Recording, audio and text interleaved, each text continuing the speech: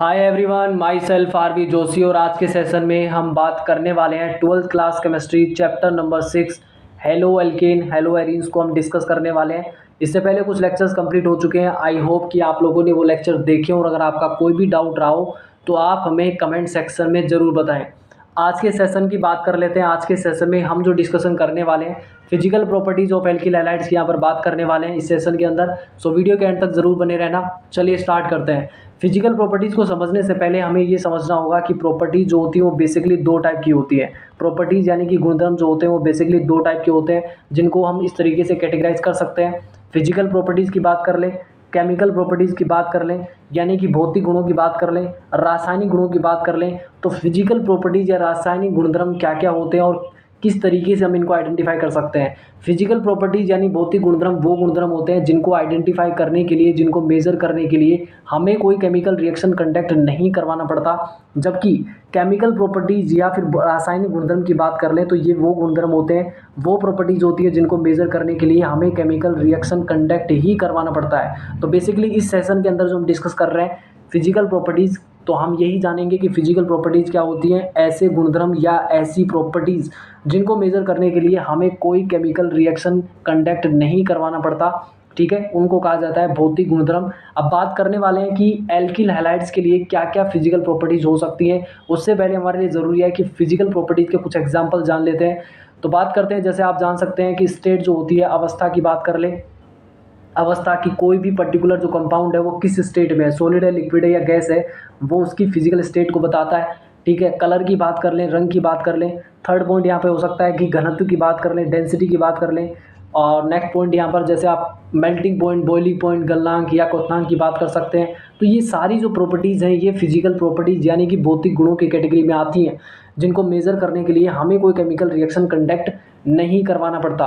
तो बात करते हैं, चलिए भौतिक गुणों की बात कर लें। भौतिक गुण, शुद्ध अवस्था में एल्किल हैलाइड जो होता है यानी RX जो होता है वो कलरलेस यानी रंगहीन होता है, इसका कोई कलर नहीं होता। परंतु ब्रोमाइड और आयोडाइड की बात कर लें यानी ब्रोमाइड कंपाउंड और आयोडाइड कंपाउंड जो होते हैं वो सनलाइट की प्रेजेंस में क्या होते हैं, कलर शो करते हैं, मतलब कलरफुल हो जाते हैं।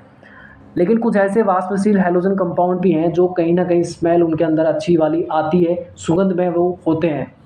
तो बात कर लेते हैं कुछ प्रॉपर्टीज़ की। जैसे सबसे पहले प्रॉपर्टी यहाँ पर दिया गया है गलनांक और क्वथनांक यानी मेल्टिंग और बॉइलिंग पॉइंट की बात कर लें तो मैथिल क्लोराइड यानी CH3Cl, मैथिल ब्रोमाइड यानी CH3Br और एथिल क्लोराइड यानी C2H5Cl की बात कर लें और कुछ क्लोरोफ्लोरोमीथेन कंपाउंड की बात कर लें तो ये रूम टेम्परेचर यानी कि 28 डिग्री सेल्सियस जो रूम टेम्परेचर होता है इसके ऊपर आपको ये गैस स्टेट में मिलेंगे।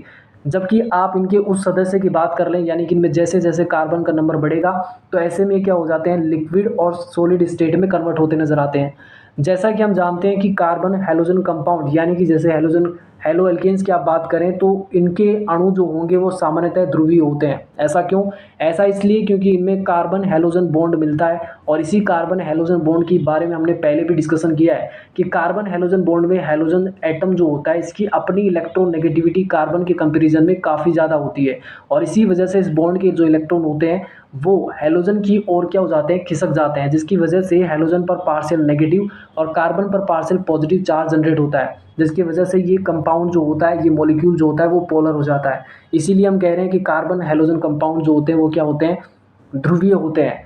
उच्च ध्रुवता यानी कि पोलैरिटी की वजह से और साथ ही जनक हाइड्रोकार्बन के कंपैरिजन में उच्च आणविक द्रव्यमान होने के कारण हैलोजन व्युत्पन्नों में प्रबल अंतराण्विक आकर्षण बल यानी कि डाइपोल डाइपोल फोर्स मिलता है और साथ ही वान डेर वाल फोर्सेज होते हैं। सिंपल सा है कि जब आप इनका कंपैरिजन किससे करेंगे, हाइड्रोकार्बन से करेंगे। हाइड्रोकार्बन में क्या होता है, या तो आपको कार्बन और हाइड्रोजन ही मिलते हैं, जबकि अगर कार्बन हैलोजन कंपाउंड की बात कर लें तो उनमें कार्बन हैलोजन और हाइड्रोजन ये तीनों आपको मिलेंगे।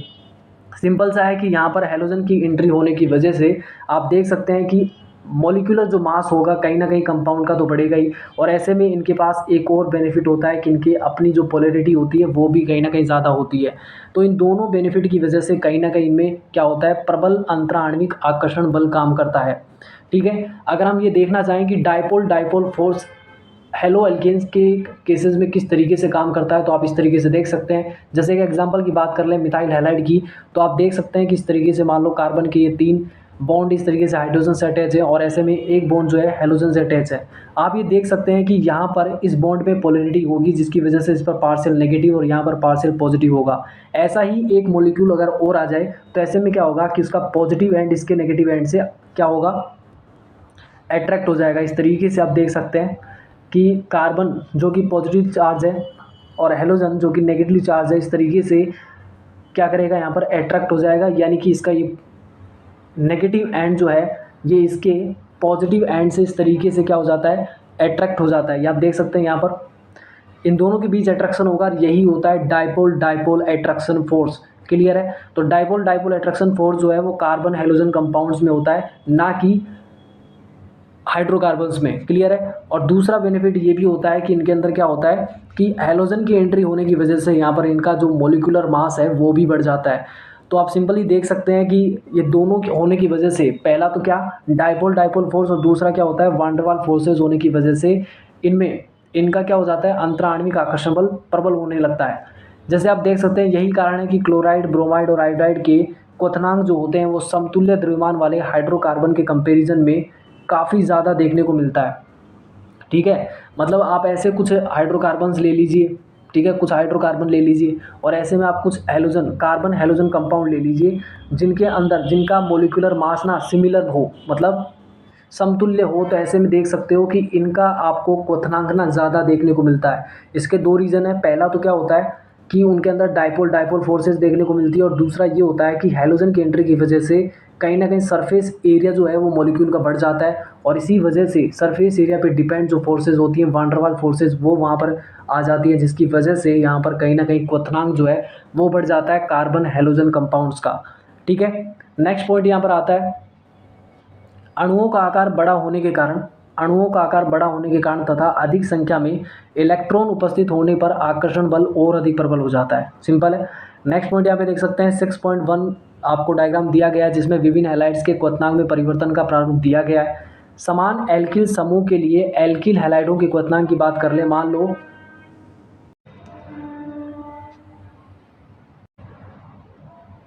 सिंपली आप यहाँ देख सकते हैं कि आप इस तरीके से देखिए यहाँ पर, ठीक है, किस तरीके से चेंजेस यहाँ पर इनके बॉइलिंग पॉइंट में नज़र आता है। आप ध्यान से देखिए, एल्किल आयोडाइड है, एल्किल ब्रोमाइड है, एल्किल क्लोराइड है और एल्किल फ्लोराइड है।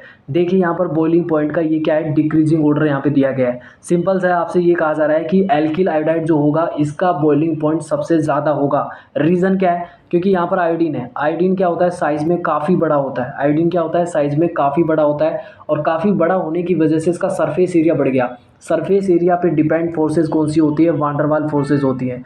वान डेर वाल्स फोर्सेज बढ़ जाने की वजह से कहीं ना कहीं इसका बॉइलिंग पॉइंट इंक्रीज कर जाता है। जबकि ब्रोमीन की बात कर ले, ब्रोमीन साइज़ में छोटा है और क्लोरीन तो और भी छोटा होगा और आयोडीन तो सबसे छोटा होगा, तो कहीं ना कहीं डिक्रीजिंग ऑर्डर आपको समझ आता है। नेक्स्ट पॉइंट की तरफ बढ़ते हैं। अगला पॉइंट क्या है यहाँ पर, ऐसा हेलोजन परमाणु के आकार में वृद्धि और द्रव्यमान में वृद्धि होने की वजह से वान डेर वाल्स फोर्सेज में जो वृद्धि हो रही है उसी की वजह से ऐसा होता है। तो कुछ एग्जांपल्स की बात कर लेते हैं। यहाँ पर कुछ एग्जांपल आपको दिया गया है, ध्यान से देखिए यहाँ पर कि मिथाइल हैलाइड की बात की जा रही है, CH3X की बात की जा रही है। अभी CH3X को देखिए, C2H5X को देखिए, C3H7X को देखिए। सिंपली आपको पहला क्लोराइड दिया गया है, दूसरा ब्रोमाइड और तीसरा आयोडाइड की बात कर लें तो आप देख सकते हैं कि ये क्लोराइड कंपाउंड के लिए है, ये ब्रोमाइड के लिए है और ये आयोडाइड के लिए है। सिंपल हम जानते हैं कि क्लोराइड का मास जो होता है वो कहीं ना कहीं क्लोराइड से आप ब्रोमाइड पे जाएंगे तो ब्रोमाइड का मास बढ़ गया और ऐसे में आप ब्रोमाइड से आयोडाइड की तरफ जा रहे हैं तो फिर मास और इंक्रीज कर गया। साथ ही हम देख सकते हैं हेलोजन का जो साइज़ है वो भी इंक्रीज कर रहा है, यानी हेलोजन की एंट्री तो हुई है लेकिन साथ में उसका एटॉमिक जो मास है वो बढ़ रहा है। तो ऐसे में आप देख सकते हैं कि बॉइलिंग पॉइंट भी क्या कर रहा है, इंक्रीज कर रहा है। ये आप देख सकते हैं, ये इंक्रीज आपको नज़र आ रहा है इस तरीके से। ठीक है, नेक्स्ट पॉइंट की तरफ बढ़े। अगला पॉइंट देख लो यहाँ से कि यहाँ पर क्या हुआ, यहाँ पर क्या हुआ, कार्बन का नंबर बढ़ गया, साथ में हेलोजन तो बढ़ ही रहा था लेकिन यहाँ पर क्या हुआ, कार्बन भी बढ़ा, तो इसकी वजह से भी बॉइलिंग पॉइंट क्या कर रहा है, इंक्रीज कर रहा है। सेम थिंग यहाँ पर भी है कि कार्बन का नंबर फिर से इंक्रीज कर गया, तो ऐसे में आप देखिए यहाँ पर भी क्या हो रहा है, बॉइलिंग पॉइंट में इंक्रीजमेंट नज़र आ रहा है। ठीक है, नेक्स्ट पॉइंट की तरफ बढ़े। नेक्स्ट पॉइंट यहाँ पर ये है कि समावेवी हेलो एल्केन्स जो होते हैं, समावेवी हेलो एल्केन्स का मतलब है कि ऐसे हेलो एल्केन्स जिनका मोलिकुलर फॉर्मूला तो एक जैसा हो लेकिन स्ट्रक्चर डिफरेंट डिफरेंट हो, तो ऐसे समावेवी जो हेलो एल्केन्स होते हैं उनमें श्रृंखलन बढ़ने के साथ साथ क्वथनांक कम होते जाते हैं। कहने का मतलब है कि ब्रांचिंग जितनी ज़्यादा होगी ब्रांचिंग जितनी ज़्यादा होगी क्या होगा, बॉइलिंग पॉइंट डिक्रीज़ करेगा। ऐसा क्यों होता है, ऐसा आपने 11th क्लास के चैप्टर नंबर 9 में भी पढ़ा है। तो चलिए इसको समझ लेते हैं। यहाँ पर क्या है, एक एग्जाम्पल को यहाँ पे दिया गया है, जैसे 2 ब्रोमो 2 मेथिल प्रोपेन का क्वथनांक सबसे कम है, जिसके 3 समावेवी यहाँ पर देखने को मिल रहे हैं। सबसे पहले हमारे लिए ये जानना ज़रूरी है कि ऐसा क्यों होता है। सिंपली ऐसा इसलिए होता है, हम किन की बात कर रहे हैं, समावेवी हेलो एल्केन्स की बात कर रहे हैं। तो समावेवी हेलो एल्केन्स की बात करें तो हम ये कह रहे हैं कि समावेवी क्या होते हैं, जिनका मोलिकुलर फॉर्मूला पहले सेम हो। सिंपल ध्यान रखना कि मोलिकुलर फॉर्मूला सेम हो लेकिन इनकी स्ट्रक्चर्स क्या हो, डिफरेंट डिफरेंट हो, उनको कहा जाता है समावेवी। अब बात किसकी हो रही है, हेलो एल्केन्स की हो रही है। तो हेलो एल्केन्स जो हैं इनके जितने भी समावेवी बनेंगे, आपको ये देखना होगा कि ब्रांचिंग जितनी ज़्यादा होगी ऐसे में क्या होगा, उसका बॉइलिंग पॉइंट उतना ही डिक्रीज़ करेगा। अब रीज़न क्या है वो जान लो। होता ये है कि ब्रांचिंग जितनी ज़्यादा होती है, क्या ब्रांचिंग जितनी ज़्यादा होगी ऐसे में क्या होता है, मॉलिक्यूल क्या हो जाता है, स्फेरिकल होना स्टार्ट हो जाता है। ब्रांचिंग जितनी ज़्यादा होगी ऐसे में मॉलिक्यूल क्या हो जाता है, स्फेरिकल होना स्टार्ट हो जाता है, यानी गोलाकार होना स्टार्ट हो जाता है। जितना ज़्यादा स्फेरिकल होगा उतना ही सरफेस एरिया यहाँ पर डिक्रीज़ होता चला जाता है, यानी मॉलिक्यूल का सरफेस एरिया क्या हो रहा है, सरफेस एरिया जो है वो यहाँ पर डिक्रीज़ हो रहा है, जिसकी वजह से सरफेस एरिया पे डिपेंड जो फोर्सेज होती हैं, वान डेर वाल फोर्सेज कहीं ना कहीं डिक्रीज़ करती हैं। और वान डेर वाल फोर्सेज जितनी कम होंगी उतना ही कम वहाँ पर उसका बॉइलिंग पॉइंट देखने को मिलेगा। ठीक है, तो एक बार सिंपली एक बार फिर से आप इस चीज़ को समझ लो। हमने क्या कहा, हमने ये कहा कि ब्रांचिंग जितनी ज़्यादा होगी, ध्यान से समझना, ब्रांचिंग जितनी ज़्यादा होगी ऐसे में क्या होगा, मॉलिक्यूल उतना ही ज़्यादा स्फेरिकल हो जाएगा। मॉलिक्यूल उतना ही ज़्यादा क्या हो जाएगा, स्फेरिकल हो जाएगा। जितना ज़्यादा स्फेरिकल होगा उतने ही कम उसका सरफेस एरिया डिक्रीज़ करेगा, उतना ही कम क्या हो जाएगा, उसका सरफेस एरिया हो जाएगा। सरफेस एरिया पे डिपेंड जो फोर्सेज होती हैं, वान डेर वाल फोर्सेज जो होती हैं वो उतनी ही कम हो जाएंगी।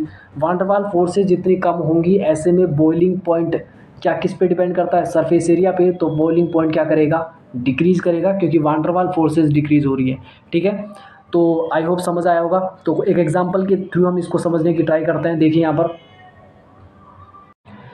एक एग्जांपल के थ्रू इसको समझने की ट्राई करते हैं। तो ध्यान से देखना, यहाँ पर आपको जो एग्जांपल दिया गया है, जैसे आप देख सकते हैं 4 कार्बन है, एक ब्रोमीन को यहाँ अटैच किया गया है, यहाँ भी कार्बन का नंबर सेम है। ठीक है, यहाँ पर भी 4 ही कार्बन है, लेकिन यहाँ पर ब्रोमीन को 1 डिग्री कार्बन पे अटैच किया गया, यहाँ 2 डिग्री और यहाँ पर 3 डिग्री। अब डिफरेंस सिर्फ इतना ही है कि यहाँ पर किस कार्बन पर ब्रोमीन को अटैच किया गया है। ठीक है, अब ध्यान से देखिए, इन सब का molecular formula as it is है, बिल्कुल सेम है। ठीक है, इसमें जितने कार्बन उतने ही कार्बन यहाँ पर भी हैं, उतने ही यहाँ पर भी है। हाइड्रोजन भी बिल्कुल सेम है और ब्रोमीन का नंबर भी सेम है। अब डिफरेंस सिर्फ इस बात का है कि इनकी स्ट्रक्चर डिफरेंट है और इसीलिए इनको कह रहे हैं समावेवी। अब हमारे लिए जानना ये ज़रूरी है कि यहाँ जो इनके बॉइलिंग पॉइंट में ये डिफरेंस जो नज़र आ रहा है कि बॉइलिंग पॉइंट यहाँ से इधर जाने पर डिक्रीज़ हो रहा है, मतलब जितनी ज़्यादा ब्रांचिंग बढ़ी उतना ज़्यादा क्या हुआ, यहाँ पर बॉइलिंग पॉइंट कम होता चला गया। तो सिंपल सा है कि ब्रांचिंग बढ़ने की वजह से, अभी क्या है यहाँ कोई ब्रांच नहीं है, लेकिन यहाँ ब्रांच आया, फिर और ब्रांचिंग हो गई। तो ब्रांचिंग बढ़ने से क्या हुआ, मॉलिक्यूल जो है वो स्फेरिकल हो गया। मॉलिक्यूल स्फेरिकल जब होता है तो ऐसे में उसका सरफेस एरिया कम हो जाता है। सरफेस एरिया कम होने की वजह से सरफेस एरिया पे डिपेंड जो फोर्सेज होती हैं, वान डेर वाल फोर्सेज कम हो जाती हैं, और वान डेर वाल फोर्सेज जितनी ज़्यादा कम होंगी उतना ही कम वहाँ पे बॉइलिंग पॉइंट हो जाएगा। ठीक है, तो ये जो डिक्रीजमेंट नज़र आ रहा है 375, 364 एंड 346, आप देख सकते हैं कि घटता हुआ नज़र आ रहा है बॉइलिंग पॉइंट, इसका रीज़न यही है। ठीक है, अब बात करते हैं कुछ और पॉइंट्स की। जैसे हम देख सकते हैं कि समावेवी डाई हेलो बेंजीन के क्वथनांक लगभग समान होते हैं। समावेवी मतलब आइसोमर्स की बात हो रही है, डाई हेलो बेंजीन का मतलब है कि 2 हेलोजन होंगे अटैच एक बेंजीन रिंग के अंदर। ऐसे में उनके क्वथनांक जो होते हैं वो लगभग समान होते हैं। क्या होते हैं, क्वथनांक यानी बॉइलिंग पॉइंट तो लगभग समान मिलेंगे, लेकिन परंतु पैरा समावेवी और ऑर्थो मेटा की अपेक्षा उच्च गलनांक के होते हैं। अब देखिए यहाँ पर इनके गलनांक में अंतर नज़र आता है, मतलब इनके मेल्टिंग पॉइंट में डिफरेंस नज़र आता है, लेकिन इनके बॉइलिंग पॉइंट में बहुत बड़ा डिफरेंस नज़र नहीं आता है। ऐसा क्यों होता है वो भी हम जानने की ट्राई करेंगे। तो चलिए बात करते हैं। ऐसा पैरा समावेवी की सममिति के कारण होता है, जिसके कारण यह ऑर्थो और मेटा समावेवी की तुलना में क्रिस्टल जालक में बहुत अच्छे से समायोजित किया जा सकता है। ठीक है, अब ध्यान से यहाँ पर देखिए, 3 आपको आइसोमर दिए हैं एक ही कंपाउंड के, मतलब आइसोमर यहाँ पर दिए गए हैं, सब में बेंजीन रिंग है, सब में 2-2 क्लोरीन एटम है। ठीक है, अब ध्यान से देखना यहाँ पर हुआ क्या है। अगर आप यहाँ से यहाँ देखें तो इसको कहा जाता है ऑर्थो, इसको पैरा कहा जाएगा, इसको मेटा कहा जाएगा और इसको पैरा। ठीक है, तो ऑर्थो समावेवी, मेटा समावेवी और पैरा समावेवी। अब देखो इनके क्वथनांक की बात करें तो इनके क्वथनांक में आपको बहुत बड़ा डिफरेंस नज़र नहीं आ रहा है। इनके क्वथनांक को देखो 453, 446, 448।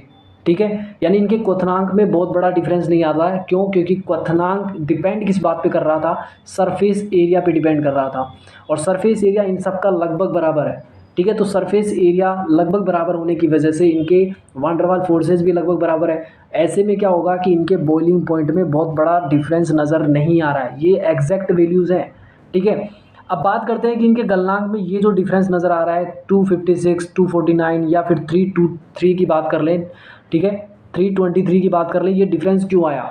सिंपल सा है कि यहाँ डिफरेंस जो नज़र आ रहा है ये इस वजह से है क्योंकि गलनांक की बात जब आप करते हैं तो गलनांक डिपेंड किस पे करता है भाई? क्वथनांक की तो बात हमने कर ली कि ये डिपेंड करता है सरफेस एरिया पर। सरफेस एरिया जितना ज़्यादा होगा ऐसे में गलनांक उतना ही ज़्यादा होगा, क्योंकि सरफेस एरिया पे डिपेंड जो फोर्सेज होती हैं वान डर वाल फोर्सेज वो उतनी ही ज़्यादा होंगी, और वान डर वाल फोर्सेज जितनी ज़्यादा होती है बॉइलिंग पॉइंट उतना ही ज़्यादा वहाँ पे होता है। लेकिन गलनांक की अगर आप बात करेंगे तो गलनांक डिपेंड करता है किस पर? क्लोज पैकिंग पर, कि किसी चीज़ को किसी चीज़ के अंदर ना कितने अच्छे से हम पैक कर सकते हैं, इस बात पे डिपेंड करता है क्लोज पैकिंग पे। कौन? गलनांक।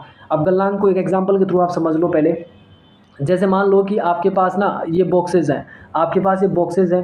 ठीक है, पेपर बॉक्स जिसको हम कह सकते हैं। ठीक है, इन बॉक्सेस को आपको एक रूम के अंदर ना फिल करना है, क्लोजली पैक करना है। दो तरीके हैं आपके पास कि इन बॉक्सेस को या तो आप इसी फॉर्म में, आपके पास ये खाली बॉक्सेस हैं, आप इनको अगर एक रूम के अंदर इस तरीके से फिल करेंगे और आप चाहते हैं कि इनको हम क्लोजली पैक कर दें, तो आप कैसे करेंगे?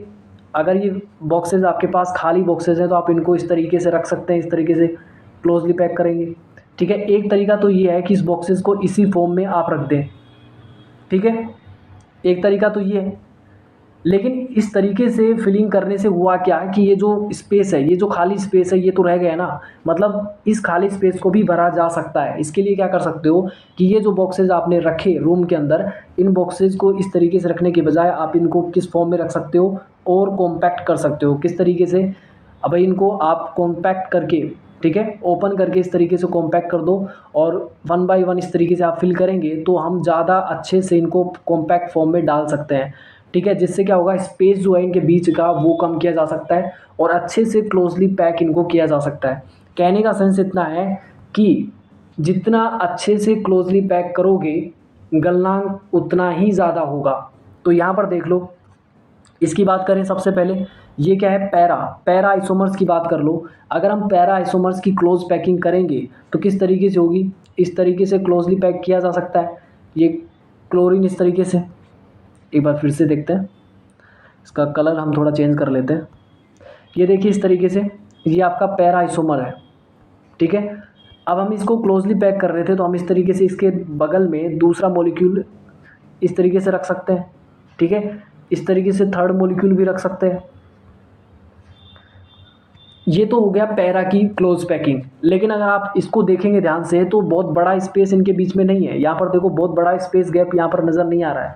लेकिन आप जैसे ही, मतलब इसकी क्लोज पैकिंग अच्छे से की जा सकती है और इसी वजह से इसका जो मेल्टिंग पॉइंट है वो अच्छा खासा नज़र आ रहा है। लेकिन अगर आप इसकी क्लोज पैकिंग करेंगे तो होगा क्या? जब आप इसकी क्लोज पैकिंग करेंगे तो देखिए यहाँ पर आपने ये इस तरीके से किया, लेकिन इसका जैसे ही दूसरा मॉलिक्यूल आप रखेंगे तो आप देखिए यहाँ पर कितना बड़ा स्पेस नज़र आता है। ठीक है, ये क्लोरीन को देख लो। ठीक है, यहाँ पर देख लो, तो ये जो स्पेस नज़र आया ये वाला और ये वाला, ठीक है, ये स्पेस बढ़ गया। जितना ज़्यादा स्पेस बढ़ेगा क्लोजली पैक उतने अच्छे से नहीं होगा। इसका मतलब ये है कि पैरा समावेवी के अंदर क्लोज पैकिंग बहुत अच्छे से हो सकती है। ठीक है, इसी वजह से इसका मेल्टिंग पॉइंट जो होगा वो सबसे ज़्यादा होगा। ठीक है, इसकी जब आप क्लोज पैकिंग करेंगे तो स्पेस जो है वो ज़्यादा होगा बीच में, जबकि यहाँ पर स्पेस थोड़ा कम होगा। इसका मतलब है सबसे अच्छी क्लोज पैकिंग यहाँ पर, फिर उसके बाद यहाँ पर होगी, और सबसे बुरी एक कह सकते हैं कि बैड क्लोज पैकिंग जो होगी वो यहाँ पर मेटा के अंदर होगी, और इसी वजह से इसका जो मेल्टिंग पॉइंट है वो सबसे कम नज़र आ रहा है। ठीक है, तो क्लोज पैकिंग पे डिपेंड करता है मेल्टिंग पॉइंट। नेक्स्ट पॉइंट यहाँ पर आता है डेंसिटी, यानी घनत्व की बात कर लेते हैं। डेंसिटी होता क्या है? डेंसिटी सिंपल कि इस तरीके से आप कह सकते हो कि किसी पर्टिकुलर वॉल्यूम के अंदर कितना मास प्रेजेंट है। ठीक है, किसी भी पर्टिकुलर वॉल्यूम के अंदर कितना मास प्रेजेंट है उसी को हम कहते हैं डेंसिटी। क्लियर है। तो यहाँ डेंसिटी का क्या किस तरीके से रिलेशन है, तो चलिए बात कर लेते हैं। घनत्व, हाइड्रोकार्बनों में ब्रोमो, आयोडो और पॉलीक्लोरो व्युत्पन्न जल की तुलना में भारी होते हैं। सिंपल सी बात है, क्योंकि हेलोजेंस की बात कर लो तो हेलोजेंस में क्या हो सकते हैं, फ्लोरीन, क्लोरीन, ब्रोमीन, इन सब की हम बात करने वाले हैं। लेकिन आप वाटर की बात करते हो तो वहाँ तो ऑक्सीजन और हाइड्रोजन ही होते हैं, मतलब उनके मेल्टिंग पॉइंट की बात कर लें, उनका जो मोलिकुलर मास होगा वो उतना ज़्यादा नहीं होगा, जबकि इनके मोलिकुलर मास जो होंगे वो काफ़ी ज़्यादा होंगे। ठीक है। तो यहाँ पर कहा यह जा रहा है कि भाई डेंसिटी की जब आप बात करते हैं तो हाइड्रोकार्बन में ब्रोमो, आयोडो तथा पॉलीक्लोरो व्युत्पन्न जो होते हैं वो वाटर के कंपैरिजन में क्या होंगे, ज़्यादा भारी होंगे। ठीक है। कार्बन की संख्या बढ़ेगी तो ऐसे में मास बढ़ेगा, और मास बढ़ रहा है तो सिंपली डेंसिटी बढ़ रही है। अरे भाई इसको आप सिंपली इस तरीके से कर लो कि डेंसिटी जो होती है वो क्या होता है, मास अपॉन वॉल्यूम होता है। किसी भी पर्टिकुलर वॉल्यूम के अंदर कितना मास प्रेजेंट है उसी को तो डेंसिटी कहा जाता है। तो इसका मतलब ये है, क्या मतलब हुआ इसका, कि डेंसिटी डायरेक्टली प्रोपोर्शनल होती है मास के, और डेंसिटी इन्वर्सली प्रोपोर्शनल होती है वॉल्यूम के। वॉल्यूम जितना ज़्यादा होगा डेंसिटी उतनी कम होगी, मास जितना ज़्यादा होगा डेंसिटी उतनी ही ज़्यादा होगी। ठीक है। तो यहाँ ये कहा जा रहा है कि कार्बन परमाणु की संख्या जैसे जैसे बढ़ेगी तो ऐसे में क्या होगा, मास बढ़ेगा, और मास बढ़ेगा तो डेंसिटी बढ़ेगी। हेलोजन परमाणु की संख्या बढ़ने से भी मास बढ़ेगा, डेंसिटी बढ़ेगी, और हेलोजन परमाणु का द्रव्यमान बढ़ने से भी डेंसिटी बढ़ेगी। ठीक है। तो ये बात आप देख सकते हैं। कुछ एग्जाम्पल्स की बात कर लें तो कुछ एग्जाम्पल्स यहाँ पर दिए गए हैं, जैसे कि NC3H7Cl को देख लो, इसका डेंसिटी जो है वो इतना है। ठीक है। यहाँ पर भी C3H7 ही है, बट यहाँ Cl था, यहाँ Br है, यानी कि हेलोजन जो है उसका मास बढ़ा। हेलोजन के मास बढ़ने से, तो मास बढ़ने से डेंसिटी बढ़ेगा, बिल्कुल बढ़ेगा। तो देखिए मास में इंक्रीजमेंट नजर आया। यहाँ देख लो आयोडीन आ गया। ठीक है। तो आयोडीन के आने से मास और बढ़ गया तो डेंसिटी भी बढ़ेगी। यहाँ पर देख लो, यहाँ पर 2 क्लोरीन है या 3 क्लोरीन या 4 क्लोरीन, तो क्लोरीन एटम नंबर्स में बढ़ गए ना, ऐसे में क्या होगा, डेंसिटी भी इंक्रीज करने वाली है। क्यों, मास के डायरेक्टली प्रोपोर्शनल होगा। तो ये समझ आ गया होगा आपको। तो कार्बन परमाणु की संख्या बढ़े, हेलोजन परमाणु की संख्या बढ़े, या हेलोजन परमाणु का मास बढ़े, तीनों ही केसेस में क्या होगा, डेंसिटी इंक्रीज करेगा। नेक्स्ट यहाँ पर फिजिकल प्रॉपर्टीज आती है सोल्यूबिलिटी, यानी कि सोल्यूबिलिटी की बात कर लें, यानी कि विलेयता की बात कर लें, तो होता क्या है, देखिए सोल्यूबिलिटी यानी विलेयता, कोई चीज़ किसी चीज़ में कितने अच्छे से घुल सकती है उसी को कहा जाता है सोल्यूबिलिटी। ठीक है। तो यहाँ बात हो रही है हेलो एल्केन्स की। हेलो एल्केन जल में बहुत अच्छे नहीं, बहुत अल्प विलेय होते हैं। हेलो एल्केन्स जो होते हैं वाटर के अंदर लेस सोल्यूबल होते हैं, यानी इनकी विलेयता वाटर के अंदर बहुत कम होती है। हेलो एल्केन को जल में घोलने के लिए ऊर्जा की आवश्यकता होती है, मतलब अगर आप इनको वाटर में घोलना चाहते हैं तो आपको इनको हीट देना पड़ेगा, गर्म करना पड़ेगा, जिससे कि हेलो एल्केन अणुओं के बीच का जो ये बंध है, कौन सा होता है, डायपोल डायपोल फोर्स होता है, उपस्थित आकर्षण बल को, और साथ ही जल के अणुओं के मध्य के हाइड्रोजन बॉन्ड को तोड़ा जा सके, और साथ ही साथ हेलो एल्केन और जल के अणुओं के मध्य नए आकर्षण बल को बनाया जा सके। लेकिन ये जो नया आकर्षण बल बनेगा, इस दौरान, इसके बनने के दौरान कोई बड़ी ऊर्जा बाहर नहीं निकलेगी। क्यों, क्योंकि ये जो आकर्षण बल होगा वो जल में उपस्थित मूल हाइड्रोजन बंध जितने प्रबल नहीं होंगे। ठीक है। इसी के परिणाम स्वरूप हम कह रहे हैं क्या, क्योंकि ये आकर्षण बल जल में उपस्थित मूल हाइड्रोजन बंधों जितने प्रबल नहीं होते, परिणाम स्वरूप हेलो एल्केन की जल में विलेयता बहुत कम होती है। ठीक है। हालांकि हेलो एल्केन्स की प्रवृत्ति कार्बनिक विलायकों में घुलने की होती है, क्योंकि हेलो एल्केन और विलायक अणुओं के मध्य बने जो नए अंतराणिक आकर्षण बल होंगे उनकी सामर्थ्य उतनी ही होगी जितनी कि टूटने वाले अलग अलग हेलो एल्केन्स और विलायक अणुओं के मध्य की होती है। तो सिंपली इस बात को समझ लो कि जो आपका एल्किल हैलाइड कंपाउंड होता है, हेलो एल्केन जो होते हैं ये वाटर के अंदर क्या होते हैं, लेस सोल्यूबल होते हैं, मतलब इजीली घुलेंगे नहीं, और इसी वजह से हमें क्या करना होगा, इनको घोलने के लिए हीट प्रोवाइड करना पड़ेगा। यानी कि अगर आप किसी वाटर के सॉल्यूशन, वाटर के अंदर आप किसको घोलना चाहते हैं, एल्किल हैलाइड को घोलना चाहते हैं, तो ऐसे में आपको क्या करना पड़ेगा, उसको हीट प्रोवाइड करनी पड़ेगी। उस हीट के थ्रू क्या होगा कि इन एल्किल हैलाइड्स के जो मॉलिक्यूल्स हैं उनके बीच का जो फोर्सेज है उनको तोड़ना पड़ेगा, जो कि कौन सा होता है, डायपोल डायपोल फोर्सेज होती है। वाटर मॉलिक्यूल के बीच के फोर्स जो होता है, हाइड्रोजन बॉन्ड होता है, उसको तोड़ना पड़ेगा, और फाइनली एल्किल हैलाइड और वाटर मॉलिक्यूल के बीच का एक बॉन्ड बनाना पड़ेगा, जो उतना स्ट्रॉन्ग तो नहीं होगा, लेकिन हम ये ज़रूर कहेंगे कि इसी की वजह से क्या होता है कि ये लेस सोल्यूबल हो जाते हैं। क्यों, क्योंकि इन दोनों के बीच जो बॉन्ड बना ये उतना भी स्ट्रॉन्ग नहीं होता जितना वाटर वाटर मॉलिक्यूल के बीच में हाइड्रोजन बॉन्ड होता है। ठीक है। तो इस मॉलिक्यूल के फॉर्मेशन के दौरान क्या होती है, बहुत कम एनर्जी बाहर निकलती है। इसका मतलब है कि ये बहुत लेस स्टेबल, या फिर ये कह सकते हैं कि बहुत ही वीक फोर्स वहाँ पर होता है एल्किल हैलाइड और वाटर मॉलिक्यूल्स के बीच में। तो इतना पार्ट आपको समझ आ गया। हाँ, साथ ही हमें ये भी डिस्कस करना है कि हैलो एल्केन्स जो होते हैं वो कार्बनिक विलायकों में आसानी से घुल जाते हैं। क्यों? क्योंकि इन दोनों के मध्य जो बने बंध होते हैं उनकी सामर्थ्य बहुत अच्छी होती है। ठीक है, ये उतनी ही होती है जितने की अलग अलग आप हैलो एल्केन्स को तोड़ लो, ठीक है, और विलायक अणुओं के मध्य के जो बॉन्ड है उनको तोड़ लो, उतनी ही एनर्जी के स्ट्रॉन्ग बॉन्ड यहाँ पर बनने वाले हैं किनके बीच, कार्बनिक विलायकों और हैलो एल्केन्स के बीच में। ठीक है, तो आपको ये समझ आ गया होगा कि जितने भी हैलोजन कंपाउंड्स होते हैं, एल्किल हैलाइड्स होते हैं, ठीक है, वो वाटर में लेस सोल्यूबल होंगे, लेकिन कार्बनिक जो विलायक हैं उनके अंदर ये क्या होते हैं, मोर सोल्यूबल होते हैं। तो चलिए एक और क्वेश्चन को हम यहाँ पर डिस्कस कर लेते हैं। क्वेश्चन हमारे पास यहाँ पर दिया गया है, ठीक है, कि क्वथनांक के बढ़ते क्रम में इन कंपाउंड्स को आपको अरेंज करना है। सिंपल सा है। तो यौगिकों को क्वथनांक के बढ़ते हुए क्रम में व्यवस्थित करिए। सबसे पहले आपको दिया है ब्रोमोमीथेन यानी CH3Br दिया हुआ है। दूसरा आपको दिया है ब्रोमोफोम यानी कि ब्रोमोफोम का मतलब है CH Br3 हो गया।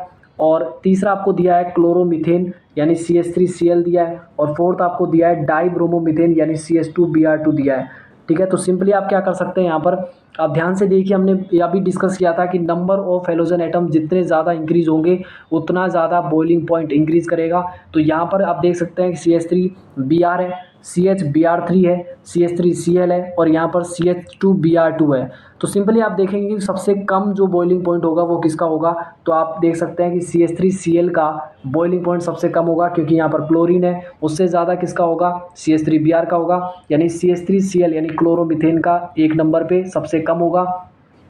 ठीक है, 2 नंबर उससे ज़्यादा किसका होगा, ब्रोमोमीथेन का होगा। उससे भी ज़्यादा अगर आप देखेंगे तो डाई ब्रोमोमीथेन का होगा। और फोर्थ यहाँ पर देखा जाए सबसे ज़्यादा ब्रोमोफोम का होगा, जहाँ पर 3 Br3 होंगे, यानी कि 3 Br ब्रोमीन एटम वहाँ पे प्रेजेंट होंगे। तो इस तरीके से आप देख सकते हैं कि 1 नंबर से ज़्यादा 2 का होगा, 2 से ज़्यादा जो होगा 3 का, और 3 से ज़्यादा 4 वाले का। इस तरीके से अब नंबर डिसाइड किए और इस तरीके से इनका ऑर्डर आने वाला है। ठीक है, सिंपल है। नेक्स्ट क्वेश्चन यहाँ पर दिया हुआ है 1 क्लोरोप्रोपेन, आइसोप्रोपिल क्लोराइड और 1 क्लोरोब्यूटेन। सिंपल सा है, तो आपसे बोला जा रहा है कि बॉइलिंग पॉइंट के इंक्रीजिंग ऑर्डर में इनको लिखना है। तो सिंपल सा है कि 1 क्लोरोब्यूटेन यानी कि 4 कार्बन यहाँ पर दिए हैं, तो 4 carbon, number of carbon atoms जितने ज़्यादा होंगे बॉइलिंग पॉइंट उतना ही ज़्यादा होगा। तो 1 क्लोरोब्यूटेन का तो सबसे ज़्यादा होगा, ये तो आपको समझ आ गया। लेकिन इन दोनों में से हमें डिसाइड करना है कि किसका ज़्यादा होगा। आप देख सकते हैं कि 1 क्लोरोप्रोपेन की बात कर लें तो 3 कार्बन की चैन है और ऐसे में क्लोरीन लगा है फर्स्ट कार्बन पे ही। लेकिन आइसोप्रोपिल में क्या होगा कि 1 कार्बन के अराउंड 2 कार्बन और इस कार्बन पे लगा है Cl, यानी ब्रांचिंग हो गई। यहाँ पर ब्रांचिंग की वजह से क्या होता है कि बॉइलिंग पॉइंट डिक्रीज कर जाता है। इसका मतलब है कि आइसोप्रोपिल क्लोराइड का बॉइलिंग पॉइंट 1 क्लोरोप्रोपेन के कंपेरिजन में कम होगा। तो सबसे ज़्यादा तो होगा यहाँ पर 1 क्लोरोब्यूटेन का, उससे कम होगा यहाँ पर 1 क्लोरोप्रोपेन का, और सबसे कम होगा यहाँ पर आइसोप्रोपिल क्लोराइड का। तो आई होप कि आज के सेशन में जितना कुछ हमने पढ़ा है वो आपको समझ आया होगा। फिर भी अगर आपका कोई डाउट रहता है तो आप हमें कमेंट सेक्शन में ज़रूर बताएंगे। मिलेंगे नेक्स्ट सेशन में, और नेक्स्ट सेशन में जब मिलेंगे तो हम पढ़ेंगे हैलो एल्केन्स की केमिकल रिएक्शंस, जहाँ पर हम पढ़ने वाले हैं डिटेल के अंदर। सो मिलते हैं नेक्स्ट सेशन में, तब तक के लिए थैंक्स टू ऑल।